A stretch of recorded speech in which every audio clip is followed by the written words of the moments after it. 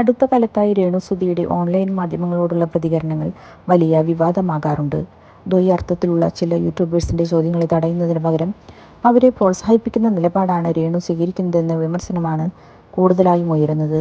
പലപ്പോഴും ചിരിച്ചുകൊണ്ടാണ് രേണു ഇത്തരം ദ്വയാർത്ഥത്തിലുള്ള ചോദ്യങ്ങളോട് പ്രതികരിക്കുന്നത്. ഇത്തരം ഓൺലൈൻ മാധ്യമങ്ങളെ നിലയ്ക്ക് നിർത്താനുള്ള യാതൊരു ശ്രമവും രേണുവിന്റെ ഭാഗത്തു നിന്നും ഉണ്ടാകുന്നില്ല. ഈ വിഷയത്തിൽ രൂക്ഷമായ പ്രതികരണവുമായി നടി മഞ്ജു പത്രോസും രംഗത്തു വന്നിരുന്നു. രേണുവിന്റെ പേരെടുത്ത് പറയാതെ രേണുവിനെ രൂക്ഷമായി വിമർശിച്ചുകൊണ്ടായിരുന്നു മഞ്ജു പത്രോസിന്റെ വനിതാ ദിനത്തിലെ സന്ദേശം. മഞ്ജുവിന്റെ പ്രതികരണം സമൂഹ മാധ്യമങ്ങളിൽ വലിയ വൈറലാവുകയും ചെയ്തിരുന്നു. നിരവധി പേരാണ് മഞ്ജുവിനെ പിന്തുണച്ച് സമൂഹ മാധ്യമങ്ങളിൽ രേണുവിനെ വിമർശിച്ചത്. ഇപ്പോഴിതാ മഞ്ജു പത്രോസിനെ വിമർശിച്ച് രേണുവും രംഗത്ത് വന്നിരിക്കുകയാണ്. ആ വീഡിയോയിൽ ആരുടെയും പേര് പറയുന്നില്ലെങ്കിലും അത് തന്നെ ഉദ്ദേശിച്ചാണെന്ന് രേണു പറയുന്നു. തനിക്ക് യൂട്യൂബർമാരുടെ ചോദ്യങ്ങൾ തമാശയായിട്ടാണ് തോന്നിയതെന്നും കാര്യങ്ങളെ ചിരിച്ചുകൊണ്ട് നേരിടുന്ന ആളാണ് താനെന്നും രേണു പറയുന്നു.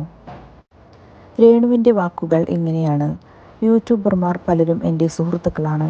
അങ്ങനെയൊരു സ്വാതന്ത്ര്യത്തിലാണ് പല തമാശകളും വരുന്നത്. അതിൽ പൊട്ടിത്തെറിക്കേണ്ട കാര്യമുണ്ടെന്ന് എനിക്ക് തോന്നുന്നില്ല.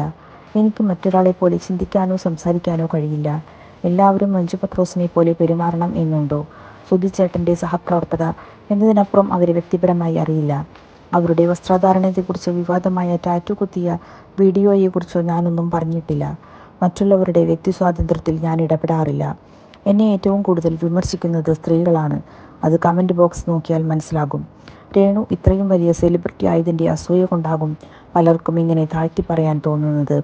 കുറ്റപ്പെടുത്തുന്നവരുടെ വാക്കും കേട്ട് ഞാനൊരു മൂലയ്ക്കിരുന്നാൽ എനിക്ക് ചിലവിനുള്ള പൈസ ഇവർ കൊണ്ടുതരുമോ? ഞാനേതായാലും സോഷ്യൽ മീഡിയയിലൂടെ പൈസ ഉണ്ടാക്കാനാണ് തീരുമാനിച്ചിരിക്കുന്നത്. സബ്സ്ക്രിപ്ഷൻ തുടങ്ങാനുള്ള പ്ലാനിലാണ്. ഭാവിയിൽ ബിസിനസ് തുടങ്ങാനും ആഗ്രഹമുണ്ട്, രേണു കൂട്ടിച്ചേർത്തു.